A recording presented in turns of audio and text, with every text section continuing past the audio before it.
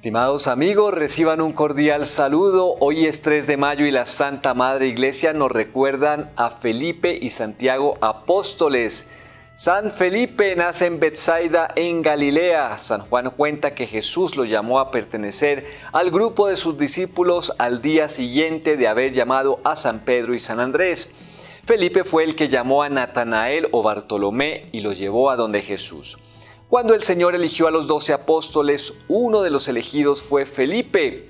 El día, por ejemplo, de la multiplicación de los panes antes de obrar el milagro, Jesús le preguntó a Felipe, ¿de dónde crees tú que podremos conseguir pan para tanta gente? Un día en que unos griegos extranjeros quisieron hablar con el Divino Maestro, le pidieron a Felipe que los llevara hacia él.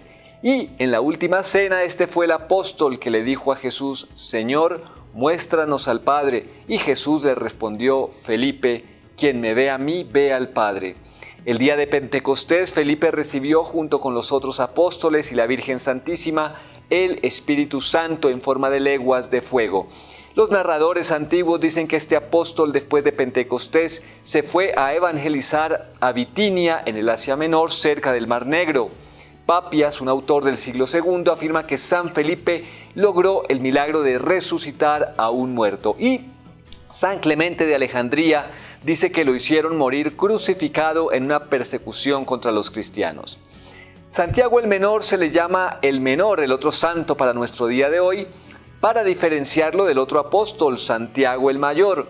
El Evangelio dice que era de Caná de Galilea, que su padre se llamaba Alfeo y que era familiar de nuestro Señor. San Pablo afirma que una de las apariciones de Jesús resucitado fue a Santiago. Y el libro de los Hechos de los Apóstoles narra cómo en la iglesia de Jerusalén era sumamente estimado este apóstol. Lo llamaban el obispo de Jerusalén. San Pablo cuenta que él, la primera vez que subió a Jerusalén después de su conversión, fue a visitar a San Pedro y no vio a ninguno de los otros apóstoles, sino solamente a Santiago.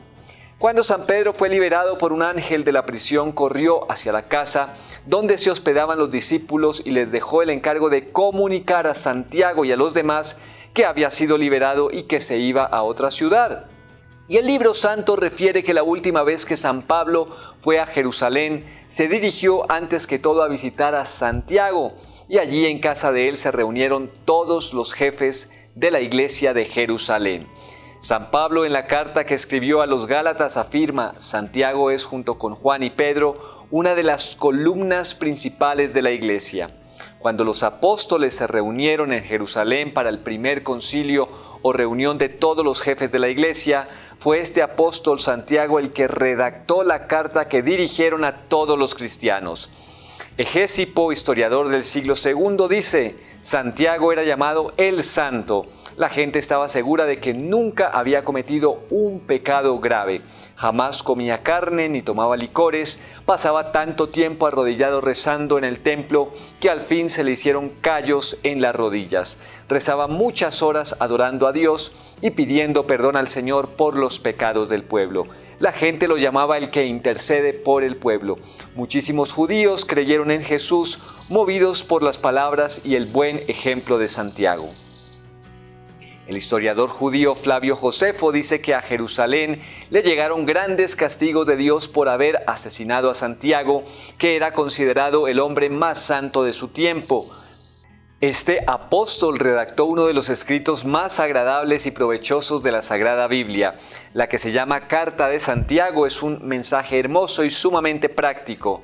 Pues bien, queridos amigos, hasta aquí nuestros santos para el día de hoy.